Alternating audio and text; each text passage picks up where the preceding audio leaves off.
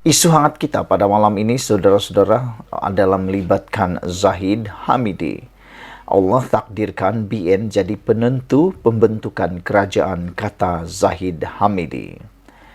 Timbalan Perdana Menteri Ahmad Zahid Hamidi menyifatkan kerajaan perpaduan yang terbentuk hari ini sebagai satu ketentuan Allah.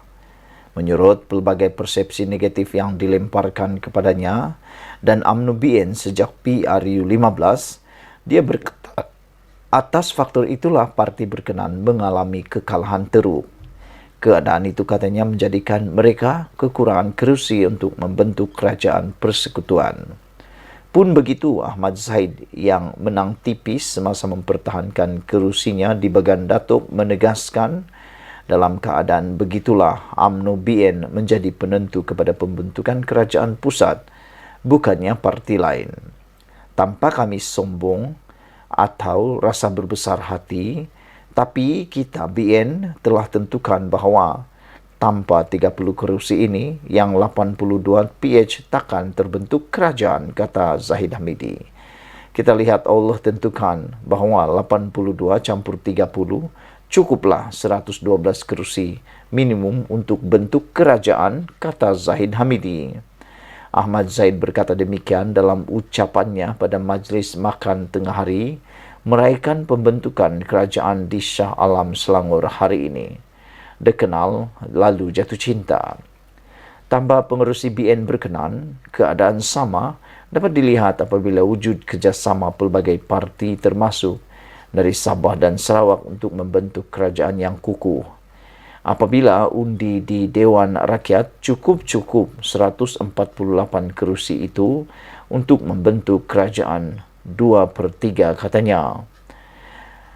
Bagaimanapun, dia berkata perbezaan politik dan kisah lalu membabitkan parti kerajaan perlu diketepikan demi menjaga kestabilan negara dan kebajikan rakyat selepas terbentuknya kerajaan. Bila dikenal, dah jatuh cinta dan tidak ada lagi persepsi negatif. Kami dalam UMNO dan BN tidak seburuk bagaimana gambaran diberikan. Kami berpegang kepada prinsip bahawa negara ini perlu diwujudkan sebagai negara yang stabil, politik yang stabil demi pembangunan ekonomi dan kesejahteraan rakyat, kata Zahid Hamidi. Maka soal itu jelas, bagaimana untuk kita maju ke hadapan. Pastikan ada food on table, money in pocket, katanya. Dia yang juga Presiden UMNO berkata, apabila semua perkara penting itu difahami, maka sebarang elemen perbezaan akan dapat diketepikan. Untuk mencapai objektif itu, tambahnya, Sekretariat Kerajaan Perpaduan dibentuk untuk meneliti setiap manifesto yang dikemukakan oleh parti dan mencari persamaan antara satu sama lain. Sementara itu, dalam perkembangan lain, Ahmad Zahid mengumumkan penubuhan jawatan kuasa pelaksanaan dan pemantauan kos sara hidup untuk mengatasi beban hidup rakyat. Katanya, dia diarahkan oleh Perdana Menteri Anwar Ibrahim untuk bekerjasama dengan pelbagai kementerian dan agensi bagi menubuhkan jawatan kuasa berkenaan. Saya telah bekerjasama dengan menteri-menteri tertentu yang menjaga portfolio mengenai kos sara hidup ini bersama-sama ketua-ketua setiausaha dan ketua pengarah serta pegawai kanan lain untuk menangani permasalahan ini secara tuntas, kata Zahid Hamidi. Kita lihat dalam tempoh sebulan ini juga beberapa pengumuman dilakukan dan perubahan-perubahan diumumkan selepas setiap mesyuarat mingguan kabinet. Ia sudah tentu melegakan rakyat, kata Zahid Hamidi. Sekian dulu untuk kali ini. Adakah anda setuju apa yang dikatakan oleh Zahid Hamidi ini? Apabila beliau mengatakan Allah takdirkan BN jadi penentu pembentukan kerajaan. Kita jumpa lagi. Malaysia kita punya, kita jaga sama-sama. Cintai Malaysiaku. Bye-bye. Selamat malam, salam sejahtera saudara-saudara sekalian. Sebelum ini kita tertanya-tanya, apakah Anwar Musa akan masuk PAS? Bekas Ketua UMNO bahagian Ketereh yang juga Presiden Pertubuhan Bukan Kerajaan NGO Mufakat Nasional MN, Tan Sri Anwar Musa tidak menolak kemungkinan akan menyertai salah satu parti politik yang telah membuat tawaran kepadanya sebelum ini. Anwar bagaimanapun berkata beliau akan membuat penilaian untuk menyertai parti yang dilihat bertepatan dengan idealisme dan jiwa perjuangannya. Menurutnya, buat masa ini, beliau mahu memberi tumpuan kepada pembentukan MN yang lebih stabil. Saya telah dijemput oleh 3 parti politik yang berbeza untuk menyertai mereka. Buat masa ini, saya tidak berpati, tetapi secara jujurnya, sebagai seorang yang berjiwa politik, tidak dinafikan kemungkinan saya akan menyertai salah satu parti politik yang sedia ada, kata beliau. Saya lebih berminat kepada parti yang menyatu padukan umat Islam dan sama sekali tidak menafikan hak-hak bukan Islam di negara ini. Selain itu, parti itu juga perlu mempertahankan kejujuran, tidak melakukan penyelewengan dan penyalahgunaan kuasa. Katanya ketika ditemui pemberita selepas menyampaikan sumbangan kepada mangsa banjir di Kampung Sri Kulim, Melur di sini hari ini. Anwar yang juga bekas ahli Parlimen Ketere menegaskan MN bukan sebuah parti politik dan beliau tidak bercadang untuk menambahkan lagi bilangan parti politik yang sedia ada. Ada yang kata MN ini akan menjadi satu lagi parti politik. Jadi saya menegaskan kita tidak bercadang untuk menambah bilangan parti politik yang sedia ada. Ia akan menyebabkan perpecahan terutamanya dalam kalangan orang Melayu. Misi MN menggalakkan pemakatan dalam kalangan parti-parti politik dan bukan kita jadi satu lagi parti politik. Itu tidak jadi muafakat, itu bukan tujuan kita, ujarnya. Dalam perkembangan lain, Anwar berkata setakat ini MN sudah menerima permohonan keahlian lebih 30.000 orang dan jumlah itu merupakan satu sambutan yang luar jangkaan. Tambahnya, MN akan meneruskan agenda program kebajikan dan membuka keahlian bersekutu kepada semua NGO untuk bersama-sama bekerja sama dalam program kebajikan termasuk misi kemanusiaan.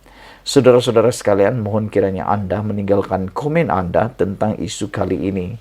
Adakah Anwar Musa akan masuk PAS ataupun Anwar Musa akan masuk pula Pakatan Harapan?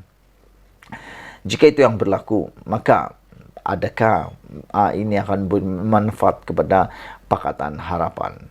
Saudara-saudara sekalian, Anwar Musa seperti yang kita tahu adalah salah seorang daripada pemimpin yang sering kali melawan arus, pernah tidak dicalonkan dalam pilihan raya baru-baru ini. Dan juga dijangka Anwar Musa ini akan menyertai parti PAS. Pada pendapat kamu, patutkah Anwar Musa mengikuti parti PAS dan keluar daripada UMNO selepas beliau dipecat? Adakah beliau akan menyertai PAS dan apa keuntungannya menyertai PAS? Atau apakah apa yang dikatakan oleh Anwar Musa untuk tidak menjadikan MN ini sebagai parti politik benar-benar terjadi?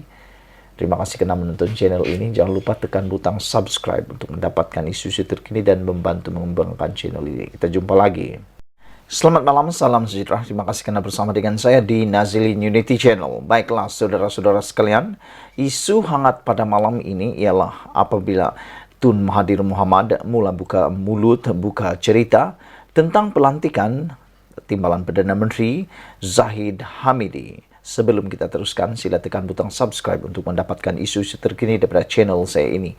Baiklah saudara-saudara sekalian, Zahid tak sepatutnya dilantik Timbalan Perdana Menteri. Hal ini kerana beri tekanan kepada institusi kehakiman, kata Tun Mahathir Mohamad.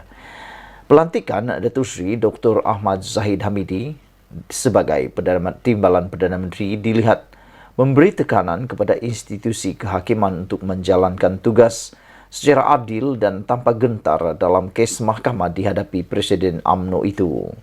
Tun Dr. Mahathir menegaskan Ahmad Zahid sepatutnya tidak diberikan sebarang jawatan dalam kerajaan kerana berdepan 47 pertuduhan rasuah, pecah amanah dan pengubahan wang haram di mahkamah ketika ini. Bekas Perdana Menteri itu berpandangan pelantikan Ahmad Zahid sebagai individu kedua tertinggi dalam kerajaan akan mengganggu mahkamah yang mungkin terpaksa membuat keputusan memihak kepadanya. Sepatutnya pelantikan itu tidak dilakukan kerana dia sedang menghadapi tindakan mahkamah dan akan ada kemungkinan dia akan didapati bersalah dan dihukum. Oleh orang sebegini, tak sepatutnya diberi jawatan yang begitu tinggi kerana timbalan Perdana Menteri adalah orang yang akan ambil alih tugas Perdana Menteri jika sesuatu berlaku dan kita akan dapat seorang Perdana Menteri yang masih berdepan tuduhan mahkamah. Orang melihat oleh kerana timbalan Perdana Menteri, mahkamah tidak boleh mengambil tindakan terhadapnya.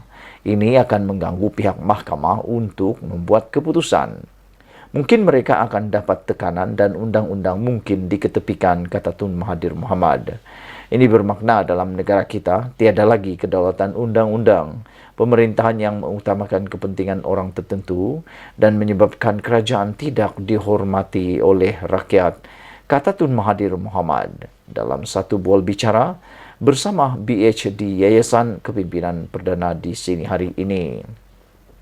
Beliau berkata demikian ketika ditanya mengenai kesan pelantikan Ahmad Zahid yang masih dibicarakan di mahkamah sebagai timbalan Perdana Menteri dalam Kabinet Kerajaan Perpaduan Pimpinan Perdana Menteri Datuk Seri Anwar Ibrahim.